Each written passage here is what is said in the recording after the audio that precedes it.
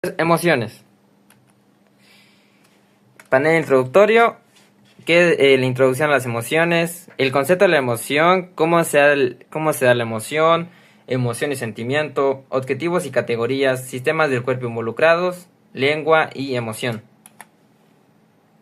Entonces, las emociones desempeñan un papel fundamental en la supervivencia y mantenimiento de la especie, las relaciones sociales y la comunicación. Asimismo, cumple una función motivacional que nos predispone a repetir una y otra vez comportamientos vinculados a emociones positivas. La vida diaria es igual a emociones. Todos los días experimentamos emociones nuevas y estas van y vienen conforme pasa el día. Podemos sentirnos felices, tristes, enojados o indiferentes. Va a depender mucho del ánimo y del entorno en el que nos encontremos. Ahora bien, el concepto de emoción. Uno de los conceptos de emociones considera como un conjunto de cambios fisiológicos, cognitivos y motores que surgen de la valoración consciente o inconsciente de un estímulo en un contexto determinado y en relación a objetivos de un individuo en un momento concreto de su vida. Las emociones conllevan cambios fisiológicos, cognitivos y motores de la persona. Esto es muy importante reconocerlo, ya que más adelante vamos a explicarlo un poco más. También es importante saber que estas se dan ante estímulos externos y que esto nos permite interaccionar entre nuestro mundo, entre lo que nos rodea y nosotros. También va a depender del momento en el que nos encontremos, dependiendo de si tenemos metas más profesionales o estamos más relajados, depende de lo que quieras alcanzar en tu vida, en qué momento te encuentres de la vida, en un momento más maduro o bien en la adolescencia o juventud. Algunas características de las emociones es que estas son bastante intensas y normalmente cuando tú llegas a sentir una emoción, esta es muy intensa, como por ejemplo la alegría al ver a un familiar querido o la tristeza de saber que alguien lamentablemente ha fallecido. Ahora, el segundo punto es que la emoción tiene repercusiones físicas. Si bien puede notar que el corazón se le acelera, las manos se ponen más frías o empieza la sudoración, o el estómago se le revuelve o siente mariposas. Todo depende del contexto y la situación en la que nos encontremos. Y esto nos lleva al tercer punto, y es que las emociones son de corta duración. En realidad, una emoción no dura mucho tiempo. Cuando experimentamos emociones de alegría, de euforia o de tristeza, estas emociones se desvanecen en horas, en cuestión de horas o minutos. En realidad, el estado anímico es el que puede durar por mucho más tiempo, puede ser durante todo el día, pero la emoción como tal es la que dura unos minutos, mucho unas horas, unos minutos nada más. Ahora, la emoción como un concepto universal. Podemos entender la emoción como un concepto universal. El psicólogo Paul Ekman identificó 6 emociones básicas: ira, miedo, alegría, tristeza, asco y sorpresa. Además, en 1990 también agregó la de desprecio. La emoción es universal y viene con cada ser humano desde el día de su nacimiento como un programa biológico. Estamos programados para sentir emociones todos los días, a cada momento del día. Todo ser humano expresa emoción. Esto puede ser ejemplificado con la pregunta: ¿cómo un ciego puede expresar emoción? Si nunca ha visto a nadie, ¿cómo se expresa? Un ciego puede expresar alegría, tristeza o sorpresa mediante sus expresiones faciales o conductas, pero nunca vio cómo otras personas expresaban este tipo de emociones. Este es un claro ejemplo de la emoción universal. Todos los seres humanos traemos por default el sentir emociones. El mecanismo de emoción. ¿Cómo una emoción se da? La emoción se genera por una respuesta organizada a un acontecimiento externo o un suceso interno, o sea, un estímulo. Puede ser un pensamiento, una imagen, conducta, etc. Primeramente tiene lugar el proceso perceptivo del evento, al que le sigue una valoración. El resultado de esto es una reacción neuropsicológica comportamental o cognitiva. Si conduce a un comportamiento, este ocasiona una predisposición a la acción, o sea, respuesta. Entonces podemos entender como un estímulo, ya sea interno o externo. En este caso, podemos tomar el ejemplo de una ropa, una publicidad. Un estímulo externo nos gestiona, nos sugestiona a sentir, a valorar y sentir una emoción. Esta emoción, dependiendo de si es positiva, nos va a predisponer a una respuesta. Entonces aquí se da en la emoción, se da el proceso perceptivo del evento, o sea, de la publicidad, le sigue una valoración. Y sobre eso nos da una emoción, ya sea de euforia o excitación, y una respuesta, ya sea que compremos la ropa o decidamos no comprarla. Ahora, procesamiento de la emoción. Las emociones se procesan a nivel de la corteza cerebral. En la corteza cerebral tenemos tres tipos de áreas. La primera sería la sensitiva, donde pues procesamos toda la información sensorial que nos mandan los receptores. Entonces sentimos calor o frío. Todo eso es mandado hacia la corteza cerebral en las áreas sensitivas. Y componen los 5 sentidos del tacto, el gusto, el oído, etc. Después tenemos el área de asociación, donde asociamos esa información sensitiva a ciertos estímulos o ciertos conceptos, ya sea cognitivos. Asociamos ese estímulo con algo. Por ejemplo, asociamos el frío con el invierno. Asociamos la fogata con una noche tranquila, una noche de amigos. Asociamos la música con una emoción de alegría, o dependiendo de dependiendo de la persona, puede asociarla con otro tipo de emoción. Entonces es donde en las áreas de asociación es donde en nuestro cerebro asociamos los procesos sensoriales con un sentimiento, con algo, con un significado, con un proceso cognitivo. También están las áreas motoras. Las áreas motoras son las que se ejecutan en respuesta a ese estímulo, a ese pensamiento. Una vez que sentimos una emoción, esa emoción genera un sentimiento, genera un pensamiento cognitivo, y a partir de eso reaccionamos. Se da una respuesta, ya sea motora o sensitiva. Puede ser una mueca de una cara, una mueca que hagamos, o si nos sentimos en peligro, puede ser la huida, el correr, ¿verdad? Entonces, estos estímulos son procesados a lo que viene siendo en la corteza cerebral por las áreas sensitivas. Luego son analizados en las áreas de asociación, y si se etiquetan como buenas o malas, interesantes o neutras. Después pasan las áreas de asociación de la corteza cerebral, donde se da la razón y el pensamiento. Y por último, se pasan al hipocampo, donde se da el aprendizaje y la memoria, así como la respuesta emocional. Ahora bien, entonces, ¿qué es una emoción y qué es un sentimiento? La emoción y el sentimiento son cosas diferentes. Aunque están bastante relacionadas una con la otra, la emoción y el sentimiento son diferentes. La emoción precede al sentimiento. Una emoción es algo corto, fugaz, intenso, que el ser humano puede sentir. El sentimiento tiene que ver con la parte racional, con la parte cognitiva de la persona, y es la interpretación de esa emoción.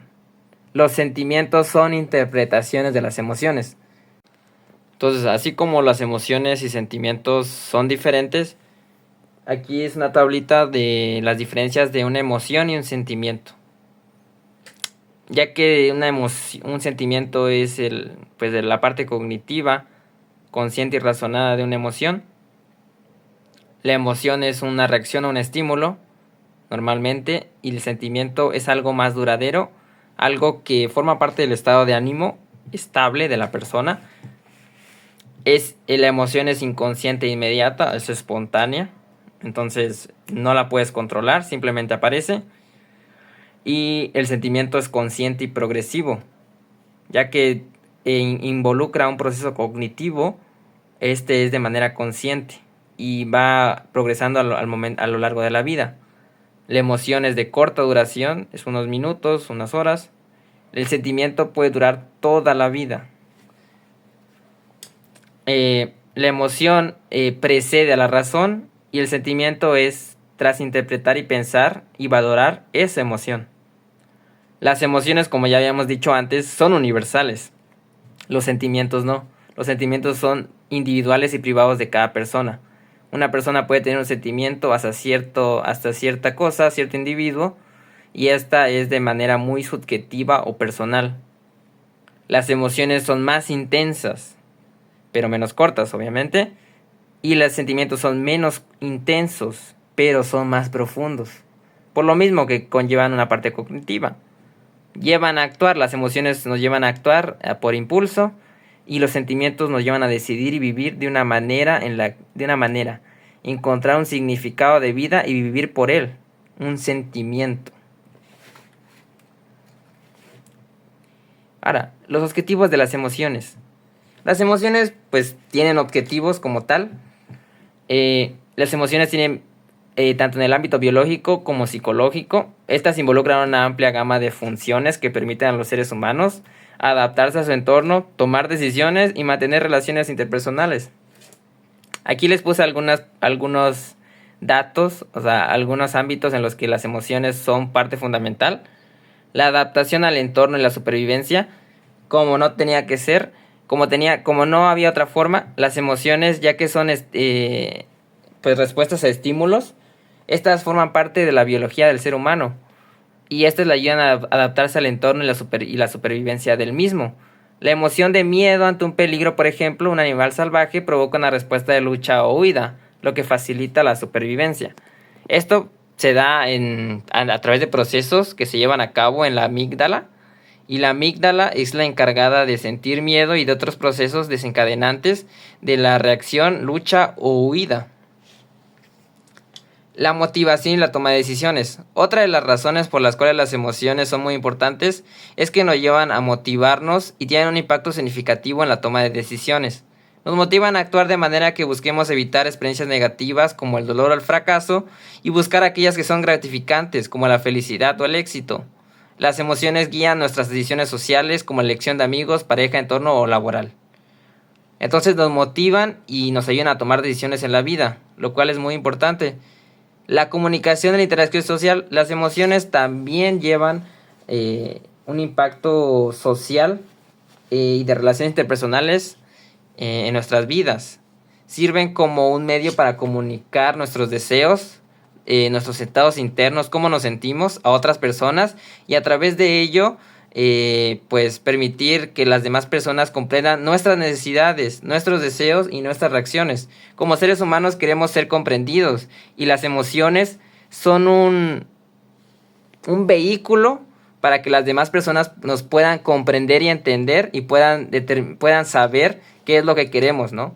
Cómo es que nos sentimos a través de expresiones faciales como el tono de voz, lenguaje corporal, etcétera.